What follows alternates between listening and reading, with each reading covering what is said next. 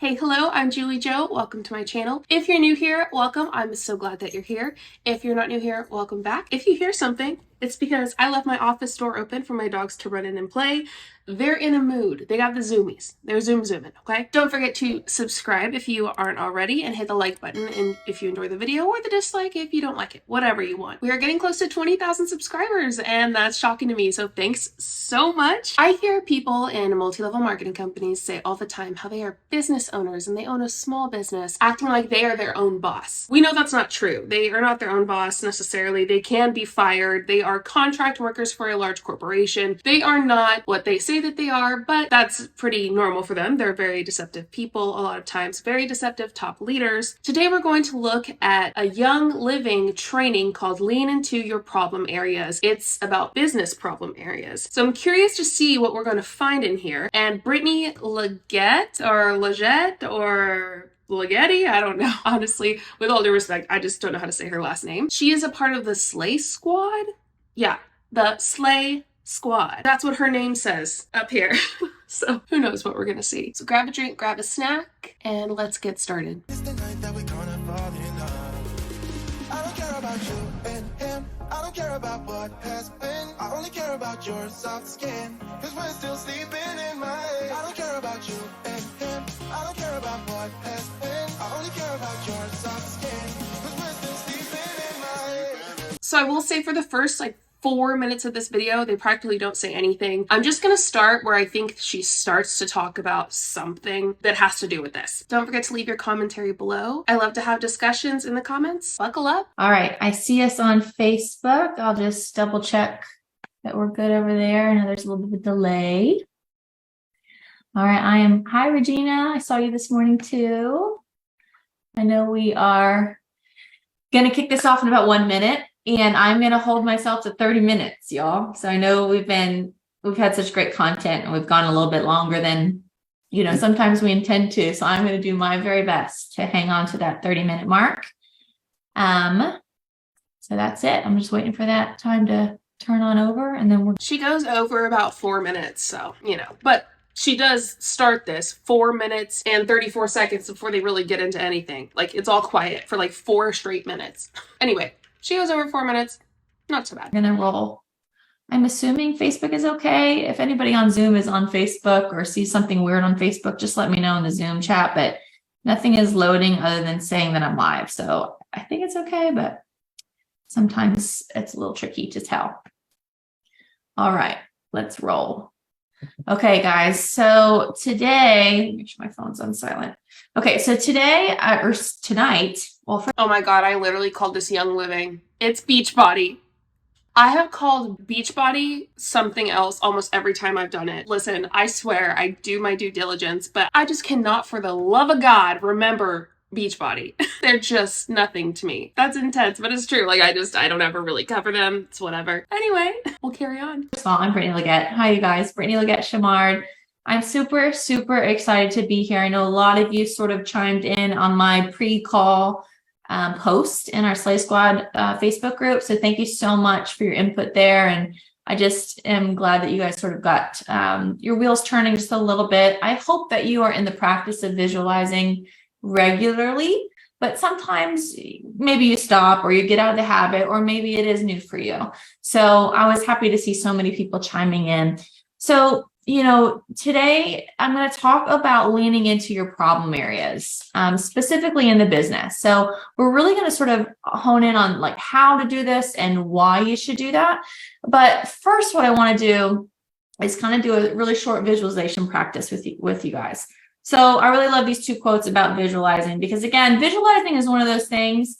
It's if it's new for you, you're I don't really get it. But if you've been doing it, or you've been around for a while, you really can attest to the power of visualizing something before it actually happens. So Zig Ziglar says, if you want to reach a goal, you must see the reaching in your own mind before you actually arrive at your goal. And along the same lines is Napoleon Hill's very famous quote of what the mind can conceive and believe it can achieve.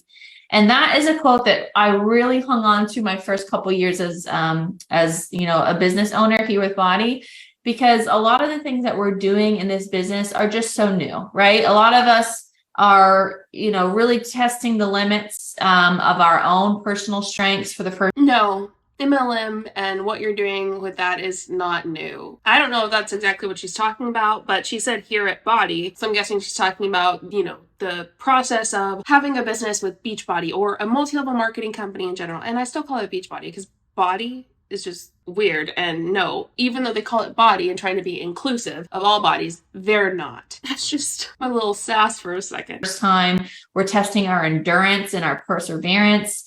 And we're really sort of putting ourselves outside of our comfort zone on a pretty regular basis if we're building this business.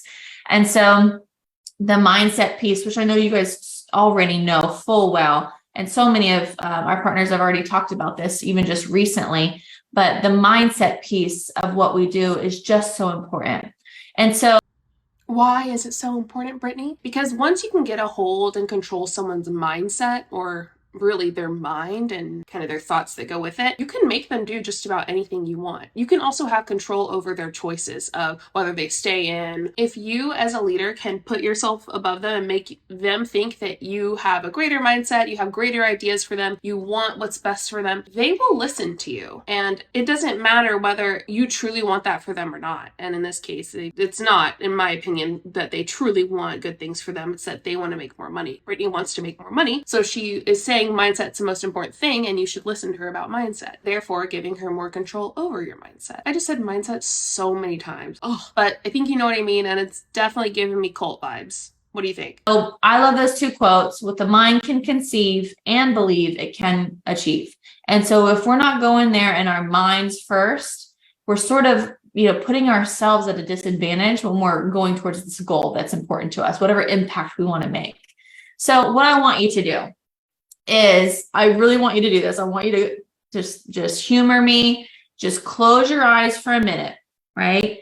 And I want you to picture yourself right now as your best business owner self, like in 2 years from now.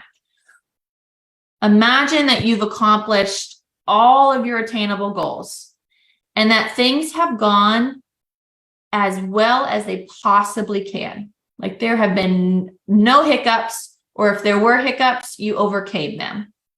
Your career is flourishing. Your relationships are supportive. You're emotionally and physically healthy.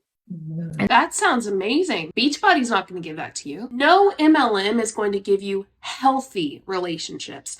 And the reason I say that is because MLM and your relationships inside of it are oftentimes very conditional. Now, there are, of course, a few here and there that do find really good relationships, whether it's friends or whatever. But ultimately, the majority are going to be conditional and unhealthy, and they're going to act like it's unconditional when in reality it's not, which leaves that person who thought it was unconditional oftentimes just upset and sad and disappointed and heartbroken as to losing a friend that they thought was actually their friend and not just friends with them for money. And so the question is, what do you see?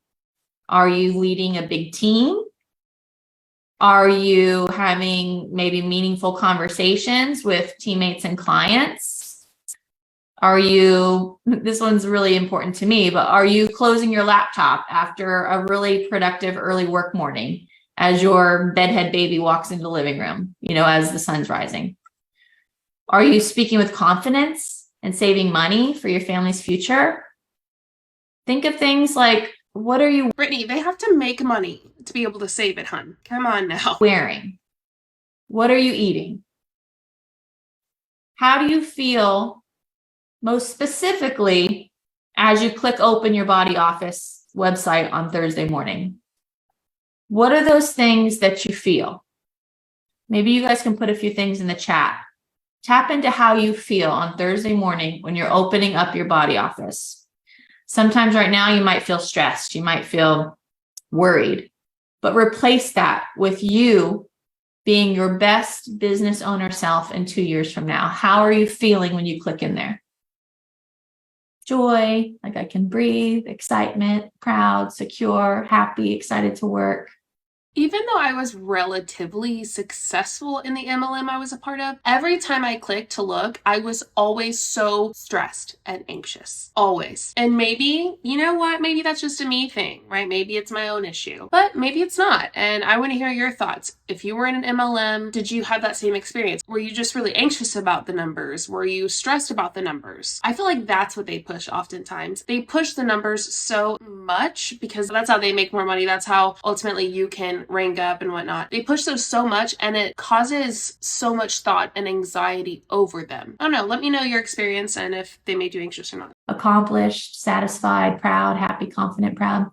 Yeah. So such a theme here, right? I love that. I put a few, of our top partners and our Slave Squad women here because I just think it's so important for us to look to others for inspiration, for some examples.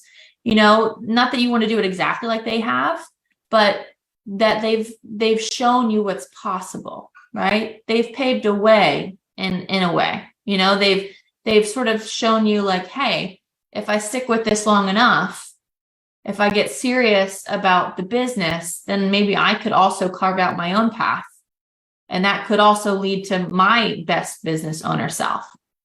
I had a little bit of a conflict when I was planning this call because I knew I wanted to focus on problem areas, but I kept thinking about, like iconic personal development gurus like John Maxwell, who always teach to improve upon your strengths and not focus so much on your weaknesses.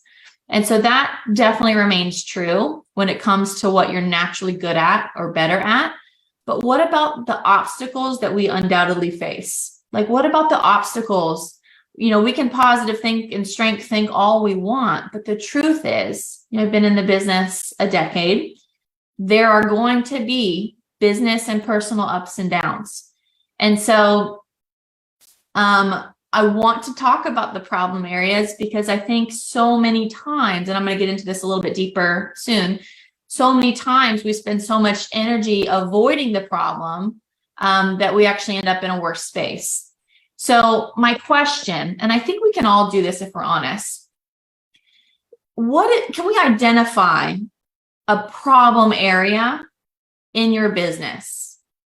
Like, what is something that's sort of holding you back from being that best business owner self that you just visualized? The multi-level marketing business structure. A lot of people wonder, why am I not making money? Why am I not profiting? Why am I not ranking up like they said I would or that I thought I would? It's because that is how the multi-level marketing business structure works. You could be the hardest worker in the room and still not rank up. You could be the most efficient and charismatic person in the room and still not profit. That's just part of it. You just weren't lucky enough to be in the 1% or get in early or have hundreds of thousands of followers already. So the problem area in of itself, the one problem area, the one thing that is the biggest issue in MLM is the business structure itself, because it's against them. All odds are against them on purpose. And then of course there are other problem areas as well, but that ultimately is the biggest one. I do want you to write it down, and I even want to challenge you to be vulnerable enough to put it in the chat.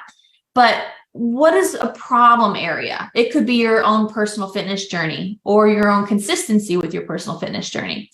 It could be a matter of business consistency or time management, or maybe it's technical, like social media strategy or skills or confidence with your conversations. Maybe it comes to leadership, and that it feels like you can pinpoint that that's sort of a struggle spot for you that you can't quite get over.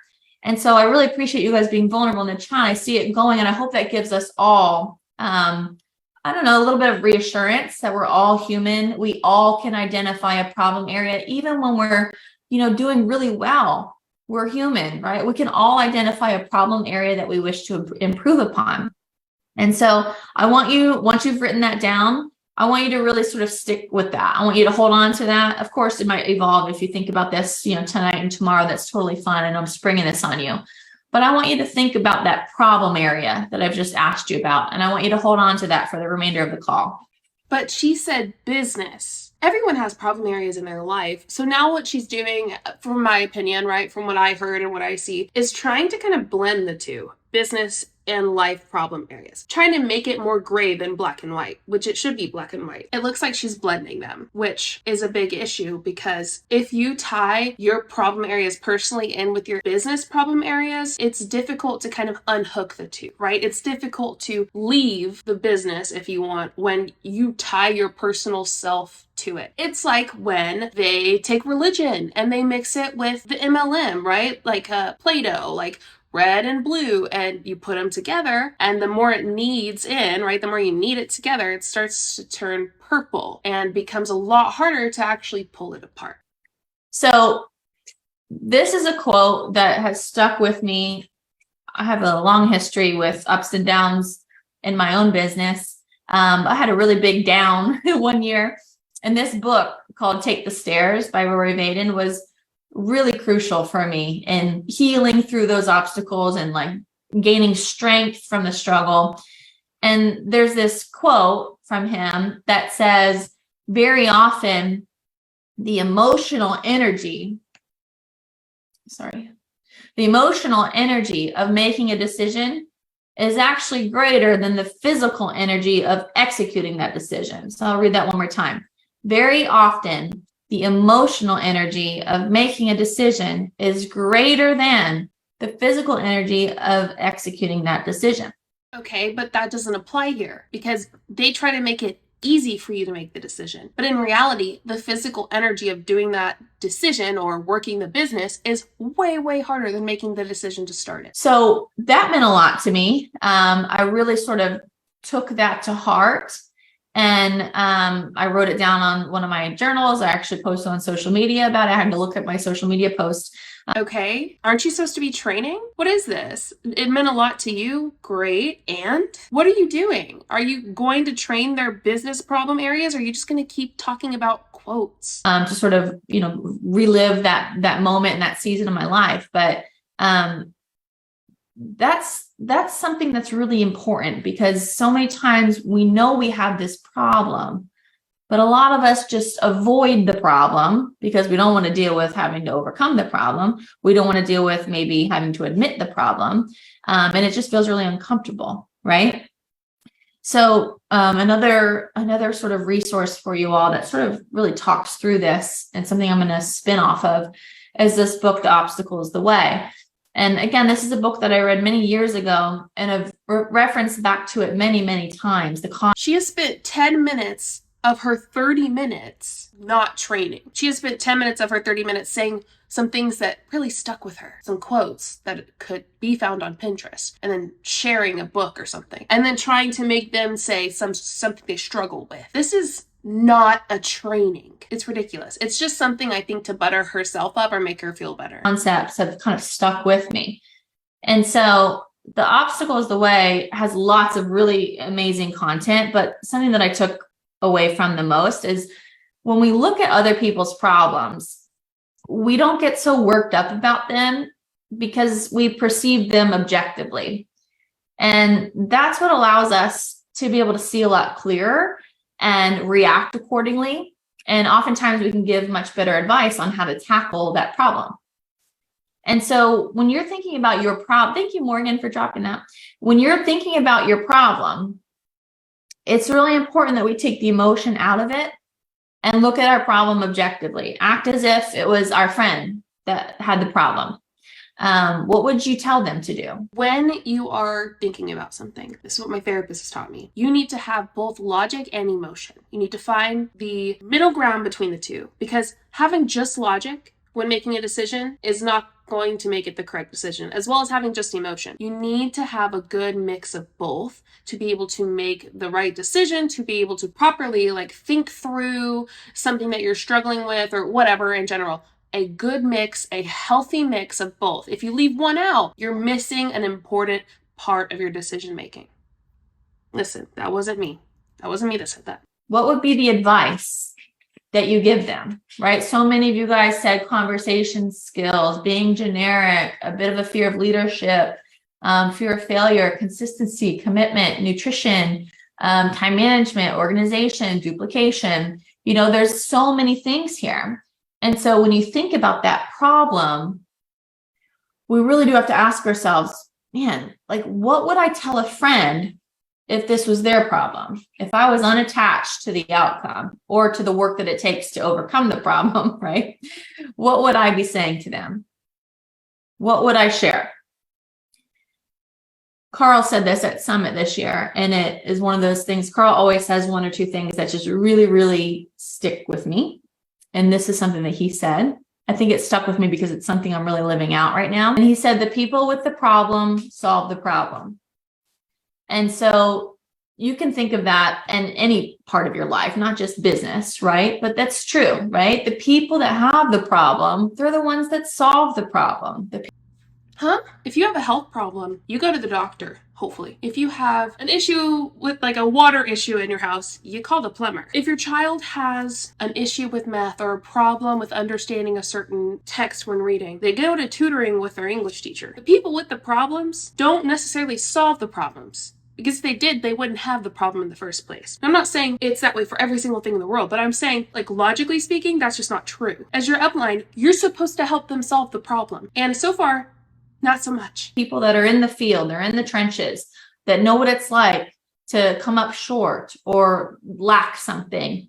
Those are the ones that innovate and dig deep to figure out how can we solve this problem. And so this reminded me of something that my family is living through and experiencing daily. My littlest babe has a life-threatening genetic medical disability, a diagnosis that we weren't expecting. And so there's this medical foundation that was established in like 1955, I think it was, for those with that condition. And at that time, people who were born with this disease weren't expected, sorry, my cat's going over my keyboard, weren't expected to live long enough to attend elementary school. Sorry. Here we go. So they weren't expected to attend elementary school. And so, of course, they were facing these like impossible odds, but they were determined to save their children, right? As any parent would. And a group of concerned parents basically linked arms, and together they founded this foundation. And they've worked alongside the community to effectively transform a genetic disease in a single generation.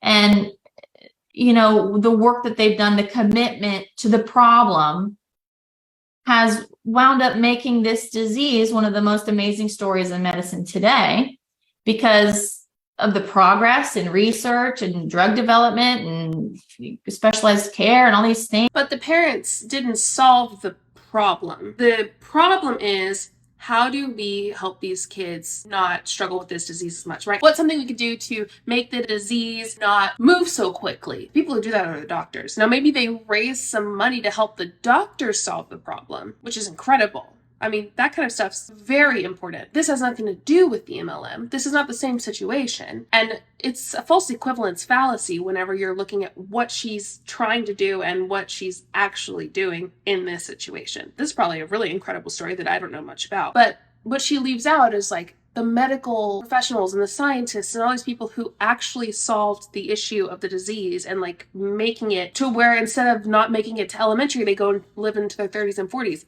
Incredible. But it has nothing to do with what we're talking about currently. People with this condition are now living into their 30s, 40s, and some even a near normal life expectancy.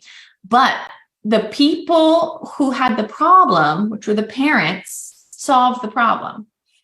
And so it's really important that we accept the problem as our fuel. It's, you know, when I was sort of grieving through our diagnosis, I feel like I sort of had this, I don't know, I want to say epiphany, but I just had this moment where I remember having this resolution to say, yes, I'm sad, frustrated, angry even, inconvenienced by the problem, but I'm not going to allow that to prevent me from taking action.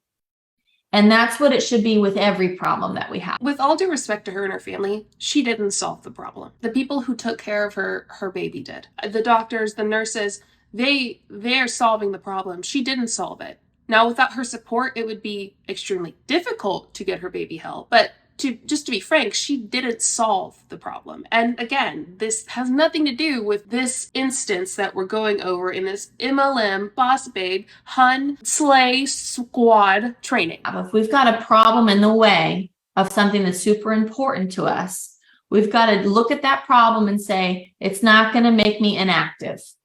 It's not going to take me out to the point where I can't take action. And so, how do we translate something like that into the business, right? How do we translate something like that into something we can use? And so the way that I see it is, if we can get past the emotional frustration of the problem, then we can quickly start to implement a solution and then find ourselves on the other side of the problem, usually stronger because of it, right? And so remember who you visualized when you thought about your best business owning self. That version of you, that person is on the other side of the problem. And we all know that, right? We just sort of are delaying the problem solving because it's uncomfortable, right? Well, the last thing she says down here is be willing to be a beginner again, which gives the same energy as get into the sunk cost fallacy method. Because the sunk cost fallacy is like you've done it for so long that you're just going to keep on doing it because maybe it'll work out, even though it's not good for you. You lost a ton of money, blah, blah, blah, so on and so forth. It's like when you're in a bad relationship for like a decade. I recently talked about this on a different video. You're in a bad relationship for a decade, but you stay in because you've already put so much into it, even though it's not good for either of you, even though you're not happy with life. And be willing to be a beginner again is giving me that same vibe, right? Because if you keep going through that cycle, you're going to stay longer. Uncomfortable to challenge ourselves to overcome the problem in most cases. But we have to be willing to sort of be a beginner again.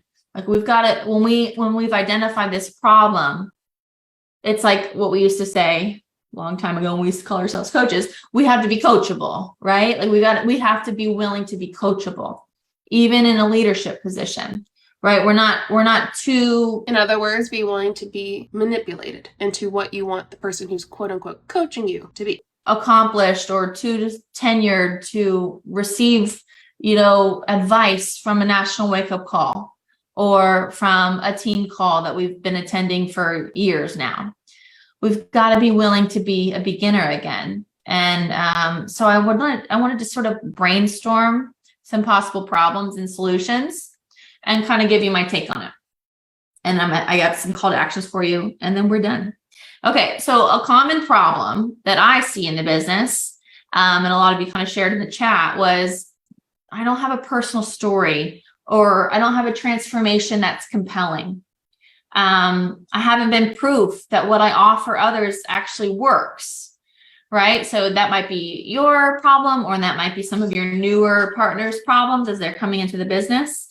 And so these are obviously just suggestions. These aren't the end all be all solutions. You might have more to add, and I hope that you do. But a solution could be to do things that build your confidence and your conversation skills.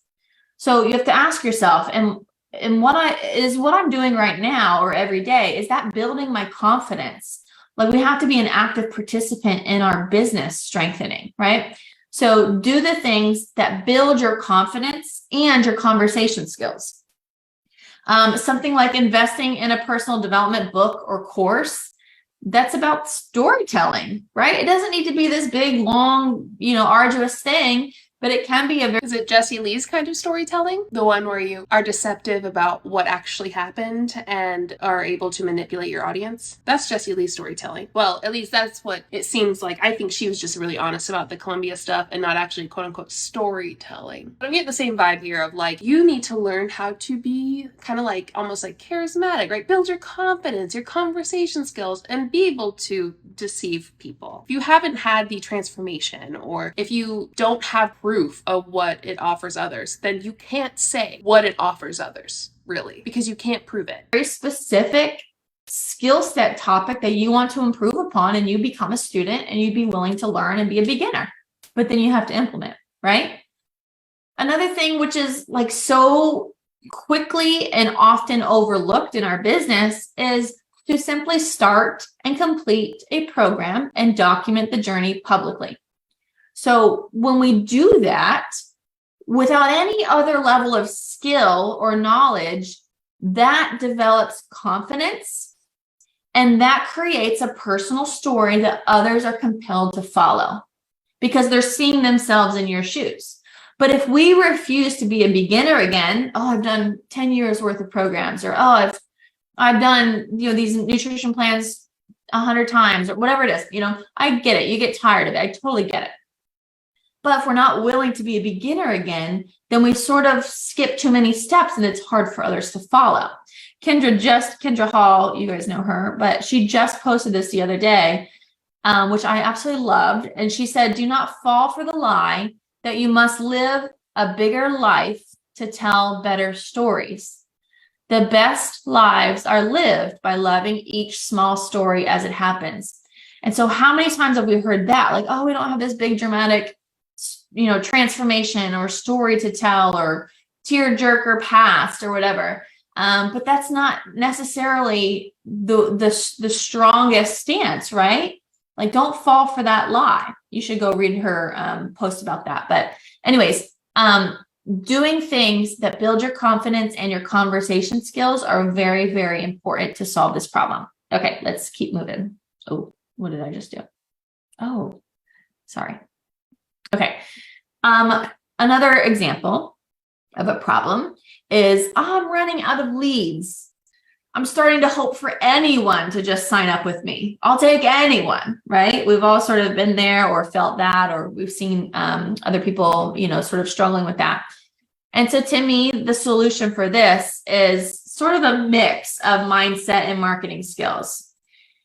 To me, this problem just screams desperation, right? And desperation is the opposite of confidence. Amy just talked about this last week on the Slice Squad call. If you haven't finished, or if you couldn't watch live or whatever, I highly suggest going back and playing through that, because the mindset piece of all of this, of attracting people to us, is a lot of times starts with the mindset, right? And so that confidence.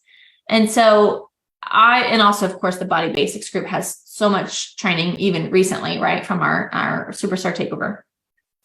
But it all comes down to what you are committed to thinking and doing, right? But they are the people, like her, like top leaders, they are the people who push this sense of desperation. You have to reach this goal by this time, and you need this many people, and blah, blah, blah, blah, blah. In MLM, there is always this air of desperation about it, because you have quotas, whether they say it or not. If you want to profit, make money, get anywhere, you have quotas you have to meet each month, and if you don't make them, well, that's embarrassing. That's kind of the vibe that every MLM gives off, right? If you don't hit the goal, oof, that's embarrassing. If you're watching this and you were in MLM, what was your experience with that? That was mine. So maybe you have a different one. What are you committed to thinking, and what are you committed to doing? Those are the things that lead to more people coming to you or being receptive to the things that you're offering and asking them to join you with. Okay. So asking yourself, like, am I growing in my mindset, healthy mindset? Am I making an effort to grow as a marketer, right? You don't have to be expert level. You don't have to spend a bunch of money on courses. You don't have to take courses, but are you observing what's working well in the digital space, right? And are you putting yourself out there? Again, like, of course, like, the vital behaviors have to come first, but there's this level of awareness as a business owner that needs to be at the forefront. Right? And we can collect a lot of skills simply by observing and keeping our eyes open. What's going on? What's happening? Who's doing this? What kind of result are they getting? Let me do some trial and error of my own. And of course, the endless free resources on the internet, as well as personal development. Okay. So another problem, of course, is time management, right? We have all been there, right? Even the most diligent of business owners, we've all been there.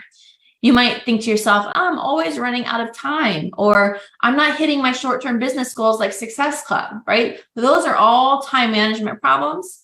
And to me, in my eyes, that is a result of not treating the business like a business, right? We so often get wrapped up in a lot of the extra stuff that doesn't actually move the needle, right? Doesn't actually put us in a place of business growth.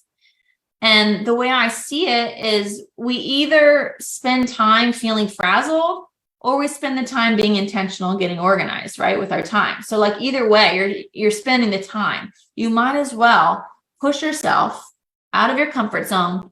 And I know I totally understand. Some personalities have natural strengths here and some personalities like repel too much structure. I totally get it. But as a business owner, there's simply a level of structure that's required for you to be effective and for you to have, I don't want to say a life, but for you to have time and energy to do other things that you love and enjoy, right? Oh yeah, absolutely. For business owners, what does that have to do with y'all? You are salesmen for a corporation. And not just salesmen, but your goal is to hopefully get more salesmen below you because you're going to make more money off of them, but they're not going to be making as much as you. The whole time management thing, it's very confusing in MLM because they say, you know, all of this stuff is going to help you build your business, right? She's already said that 100 times, reading mindset books or whatever, or marketing stuff or reaching out to people. They all say it's part of you building a business. However, it doesn't mean it's income producing activity. So income producing activity and quote unquote building your business are two different things. Income producing activity is stuff that's actually going to make you money. But the problem is they blur the line and make it really gray and not black and white. That's how MLM is a lot though. It's very, very gray in a lot of ways. And they kind of make you think that these business building things like reading a mindset book or taking a class or whatever are also income producing activity, but they're not. Sometimes they say you should do it because maybe you're struggling and they need you to do it so they can make more money or rank up. But then sometimes they're like, oh wait, you're not selling enough or you're not getting enough people under you. That's not income producing activity. It's very confusing a lot of times for people going through that. I mean, it was for me. I never knew when to do what really. But yeah, I don't know. What are your thoughts? Do you experience that? I mean, I'm sure a lot of people did, at least in this situation. And so things like setting business hours, things like tracking your business behaviors, things like asking for accountability. But wait, I thought this was like work it in the nooks and crannies of your life. I thought this was work it when you can, work it wherever you are, like at your son's soccer game. But you can work this wherever you want. You can work it on the toilet. So is it that or is it not? Can't be both. At the end of the day, I think the way that you treat a business like a business is you keep it incredibly simple, right? You show up to the training that's available. You work through your business tracker, right? You showcase your wellness lifestyle and you are proof that these products work, both physically and on the inside, right? And you talk to people. That just comes down to the basics of the business that have always been the basics of the business for over a decade. No matter what happens in the social media space, no matter what happens with the algorithm, those are the things that are most critical to a growing business. And those are the things that are most critical to a business that has felt a little bit deflated and needs life breathed back in, right? So keep it incredibly simple, but be willing to own the fact that you're not managing your time well and that you either need insight or you need accountability. Right. And they say keep it simple, but then they add all these extra things that you need to be doing to become better. So it's really not that simple. And there's plenty of friends within this network that will help you with that and would probably love to sort of tag team together. Okay, we're coming up towards the end, guys. All right. Possible problem. I'm lacking motivation for achieving my next goal, or I'm struggling with sustaining my focus on what I'm doing here at BODI. So I'm either lacking motivation for achieving the next goal. I'm like hanging out at, let's say, Diamond, right? That's pretty common. I achieve Diamond and then I kind of hang, right? Whether I'm feeling like I have to defend this Diamond at all costs, or I'm not really sure how to get to that next level. Lots of different reasons, right? But you're lacking the motivation to keep going, to keep building this business and bring others with you, right? To make a larger impact by bringing other people and developing other people alongside you. So the solution in my eyes is to revisit why you're doing this in the first place. What impact is meaningful to you now, right? So for me, again, I became a part of this business 10 years ago. And so my why was so much different then, right? Now, the why stories in MLM are some of the biggest reasons people fall into a sunk cost fallacy, or are some of the biggest reasons people don't leave when they see all the red flags. Your why is oftentimes rose-colored glasses. That's what I think a lot when I think of MLMs. They make you have this big why. Why are you here? And then when they're struggling, they're like, what is your why? Right? They're trying to inspire you again to stay. So this why is your rose-colored glasses you put on so you don't see all the red flags. And they have that set up to where it works like that, which is just so gross. now my life is a completely different, and it's a different scenario. My motivation is completely different now. And so have you revisited that? Have you written that down? Have you journaled that, or written on a whiteboard, or written in your planner? Have you thought about what kind of impact is meaningful to you now? Like, what makes a difference to you now? Another thing is partner collaborations, like getting together with other business builders, right? Other people in this business that you can sort of ping pong ideas around, you can sort of problem solve, you can co-lead groups, or really sort of hone in on, challenging focuses. There's so many things that you can do together. But it's like, to me, like in the Bible, it says that, iron sharpens iron. It's that same concept here, like when you're linking arms with another business owner, you're sharpening each other, right? You're challenging each other, you're relating to each other, you're encouraging each other. One person's down, the other person's up. You guys are there for each other. And so if you haven't done that in a while, that's really important. So revisit that.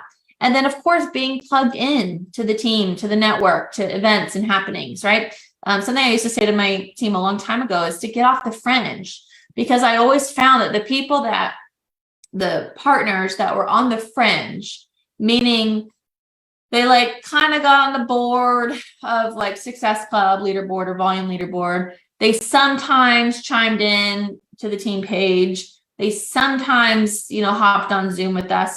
Those are the people that eventually fall off, right? Let me translate that for y'all, okay? What she's saying when she says being plugged into the team network events and happenings, get off the fringe, is make sure that you get deep into that echo chamber. Are you in there? Are you listening? Are you being manipulated? Are you being molded to what we want you to be? Now, obviously, she's not saying that straight out, but she really is, in my opinion, saying you need to be in the echo chamber. You don't need to be out here listening every once in a while, because then you're not really fully like delved into it, right? It makes it harder to get out once you step into the middle of it. But the people who weave themselves into the community, even if it's not your accomplishment, you're shouting out somebody else's accomplishment, you're in there, right? You're in the community. Being plugged in and woven into the team community, man, it obviously benefits the team, but it really benefits you too in the long run, because you're connected, right? You're not going to fall off because you're not just hanging on the edge. And so I always tell, people that are struggling in that way, I'm like, hey, I'd love to see you like weave yourself into the community a little bit more, sort of plug in a little bit more. See if there's some friendships there. See if there's some people that you really relate to or inspire you. And I know we do not have all this time to spend on threads and team. I totally get that. But it doesn't take longer than 5 minutes, right? So get off the fringe, get into your team pages, get into the network events and happenings, and weave yourself in. Okay. We're down to the call to action, and I still got 3 minutes, people. All right. So I am serious about this. First, I want to make sure that you've really explored your problem areas. Remember what we talked about in the beginning. Like, what is one thing? Maybe there's a couple, but let's just start with one. What's one thing that's in your way? If you picture it, you're like, yeah, that's kind of like holding me back from being my best business owner self. That's holding me back. That's your problem. That's your problem area. So I want you to jot down some notes about who you visualize as your best business owning self. I know for me, it's me in my jammies with a cup of coffee on my couch, closing my laptop while my kid walks out sleepy-eyed. That to me is like, yes, like I started my day with intention. I'm able to shift gears and be present here, but I was disciplined enough to get up and get my stuff done. And now we're kind of shifting things around. Like, to me, that's a sign of success for me in this season of my life.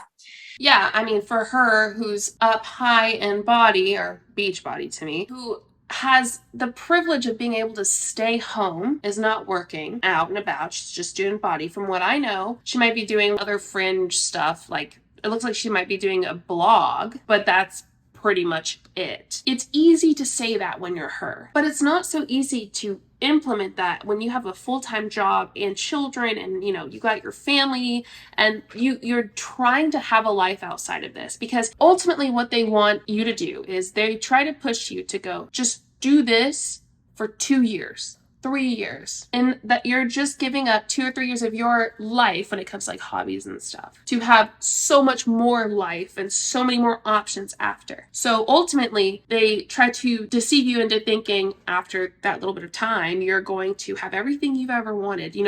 This life you visualize for yourself is going to happen, but that's just not true. And then you go to 2 years, a year, 2 years, 3 years, and you realize that you're not where you wanted to be and you wasted that time and you've lost money. It's pretty deceptive. The problem with all this is they never show the facts with it. They never show you the numbers or the data. Nothing. They don't show how the majority of people do not make money. So in 2 to 3 years, they're not even making money, but they won't show you that. But they're going to say it acting like it's true. So jot down some of those notes about what you were wearing, what you were eating, how you were feeling when you plugged into your office on Thursday mornings, how you felt as a person, as a leader, what your conversations were like with your clients and your teammates. And then of course, write down a problem area. Number 3, just remember like Obstacles the Way says, approach it objectively and identify a solution to implement, right? So approach it as if it was your friend with the problem, right? And better yet, maybe present it to a friend and see what they say. It would be really great and maybe really valuable for you guys to swap problem areas and just tell each other what you would do. But she's saying for them to swap it, not for you to go to someone who's not in BODI and tell them the situation. Because if you do, they would say leave. That kind of comes to the next point, is to tell a success partner the problem and the solution, because that's where accountability kind of comes in, right? Accountability is really important because the problem stays the problem until we take action, right?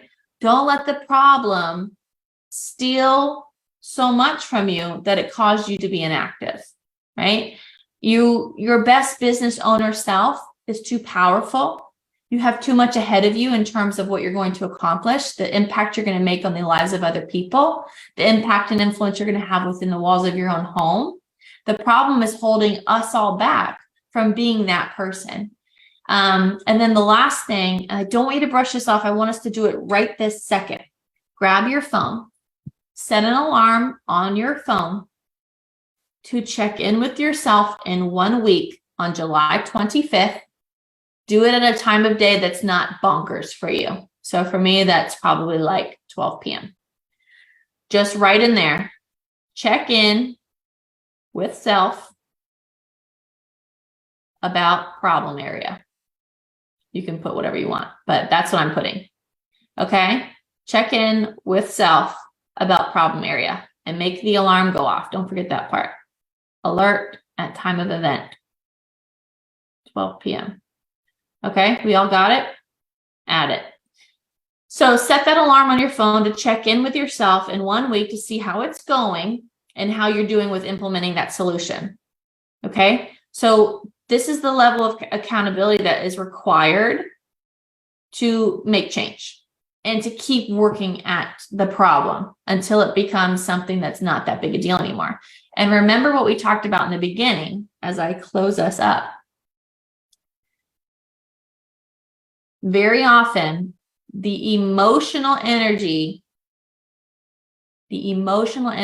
of making a decision is greater than the physical energy of executing that decision, right? So keep that in mind. Sometimes you just have to get in motion. There's so many like analogies that I've heard over the years. It's like once the train starts moving, once you get going, it's difficult to stop the momentum, right? But if you just get in motion, your brain's going to start firing creative ideas for problem solving, right? You're going to start seeing different ways for you to implement solutions that maybe you wouldn't have seen if you didn't choose to look at the problem face on, right? So whatever that problem is, it's holding you back from being your best business owner self.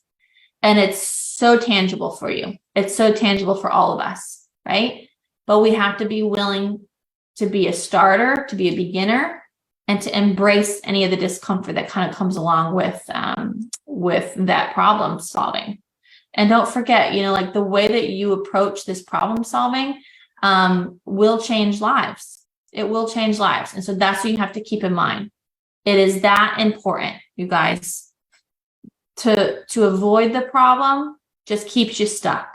But if you say, you know what, I refuse to let this problem steal any more joy or forward motion from me anymore, and then you just go get it. So go tackle those call to actions now, because I'm stopping at 32 minutes, right? So we got time to implement. I want you to reach out to a success partner, maybe initiate a partner collaboration, and make sure that you're saying, okay, what's the problem? How can I tackle this? All right, you guys, you're so welcome. Thank you so much for joining. Okay, what a life-changing training. How incredibly original. I mean, so good. I'm freaking joking. It was awful. There's nothing relatively decent that these people probably don't already know. I've noticed this recently in trainings, and if you've watched some of my videos recently where I'm like reacting, I've said it a few times, but this is all the same stuff. Same old stuff. They just keep saying the same stuff over and over. It's like Jessie Lee's recent boot camp. If you haven't seen that, you should. I shared a playlist. There's also a live that I did on the day 5 one, and it's all the same stuff. People are paying for stuff that they can get for free anywhere else. If they're a diamond and you're training them this, what are you doing? I think it's just a bunch of lazy people trying to act like they're leaders. They're just trying to keep you motivated enough for them to get another person just like you before you leave to keep their paycheck going. That's my thought. Let me know what you think. I'd love to hear your thoughts. I got to get to work. I picked up a 4th night shift this week. I am a wacky gal for that, but I've got to do it. So thanks for being here. I hope you go ahead and subscribe and like this video. Leave a comment. That'd be awesome. I'd love to hear your thoughts. I hope you have a wonderful day. I'll see you next time. Bye. Show you what I'm all about. Make up for what we lost. Tonight is the night that we're gonna fall in love. I don't care about you and him. I don't care about what has been. I only care about yours.